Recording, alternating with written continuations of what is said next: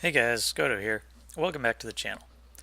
So the topic that's on everyone's mind this week is the server downgrade from beta to launch, and that we were playing on 60 Hz servers during the Blackout beta, which were down to 20 Hz servers at launch. Now what this essentially means is that location data for players and bullets get sent back and forth about a third as often as it did during the beta, 20 times per second instead of 60 times per second. This manifests in things like dying after you get into cover and aggressive enemies seeming to always kill you in one or two shots while you empty an entire clip into them.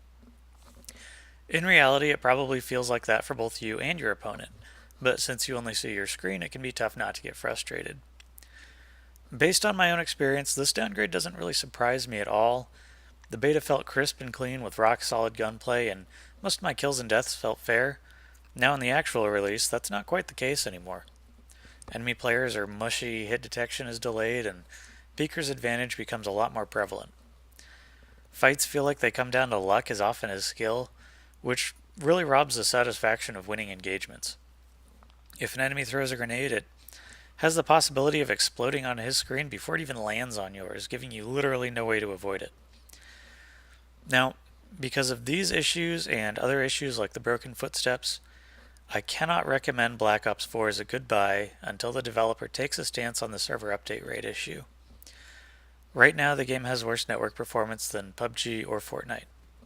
Now, I know this isn't level cap gaming or one of the other big YouTubers, and I'm not talking to 50,000 people with every video, but I think it's important to call out this kind of behavior from developers and publishers at all levels, because it is a behavioral thing and it needs a lot of noise to get attention. Now, the poor multiplayer performance can come down to three possibilities. A, their game never supported 60 Hz, which we know is bunk, because that's what they used during the beta to sell us the game. B, they were surprised by launch numbers and are scrambling to get additional servers to support the load, which is also bunk because they could have rented additional servers prior to the launch. Or, and most likely, C, they cheaped out and decided to save a buck despite the eyes of the gaming world being very firmly fixed on them. Now, knowing Activision and Treyarch's history, I think I know which option I'm going with.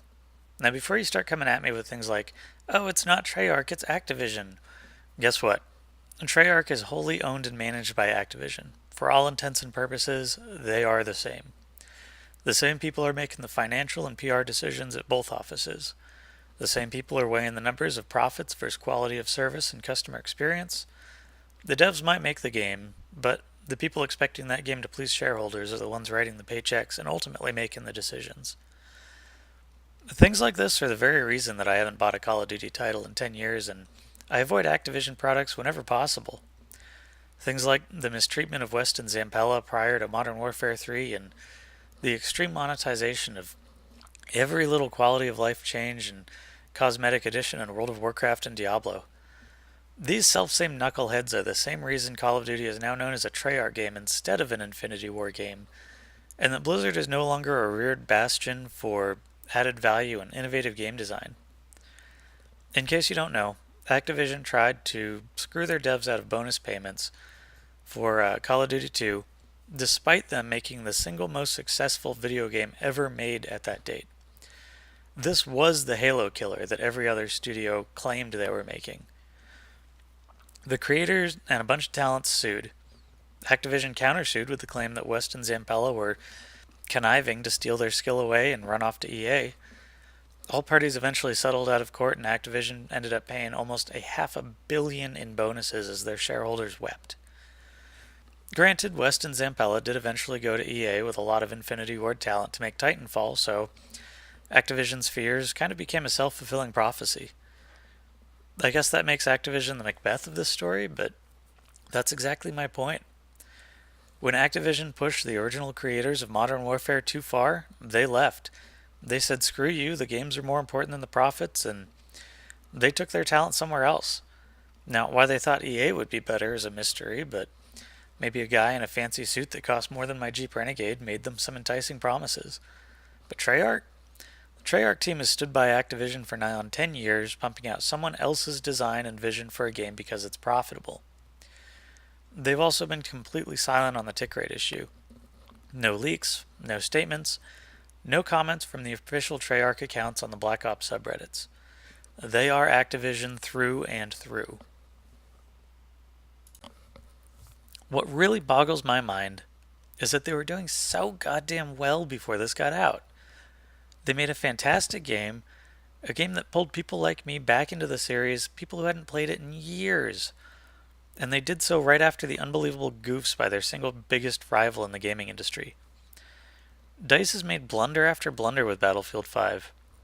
It's almost as if they were purposefully trying to sink the franchise so that EA will let them make something else.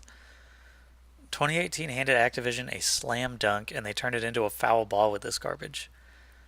All they had to do was be satisfied with making more money than God, and shell out just a little bit for decent launch servers. But they skimped. They skimped at the expense of the people like me who offered to give another chance to a stagnant franchise because it looked like Activision was finally willing to put gamers ahead of profits with some, well, not innovation, but at least the next iterative step in an emerging and popular game type that up till now hasn't really seen much in the way of competition. And they might get away with it. Shoot, I'll still play it for the time being. I already shelled out $60 for it.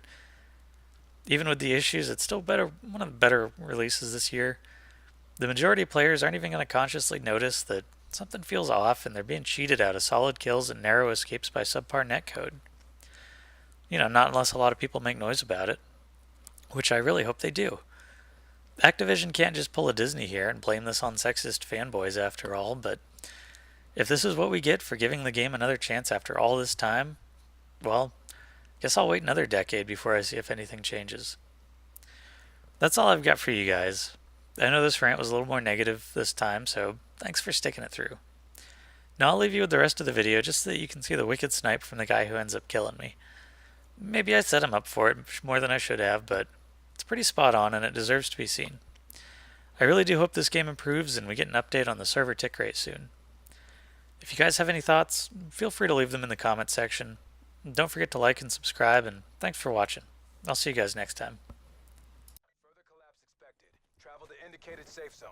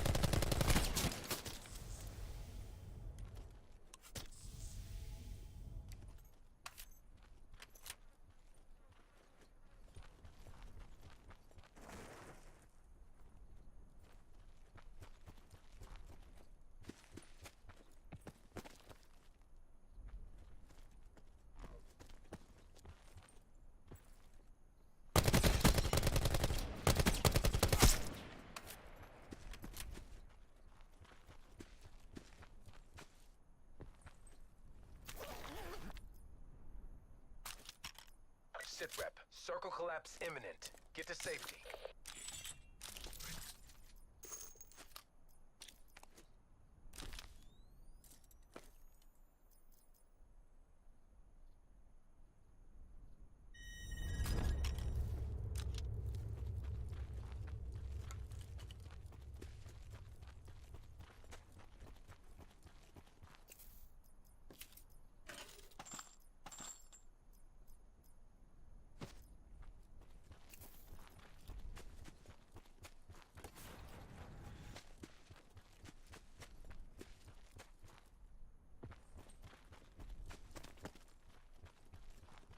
Net call. Supply drop incoming.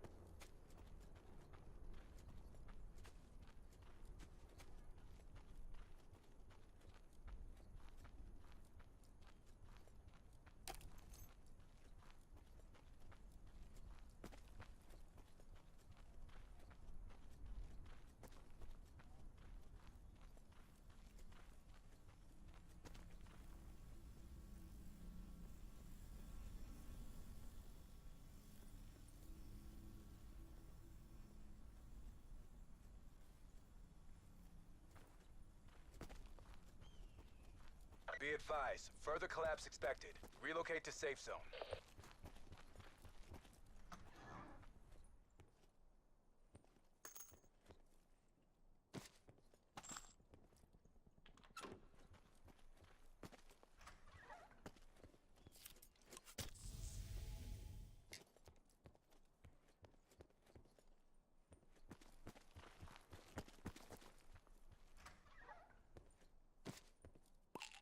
Circle collapse imminent. Get to safety.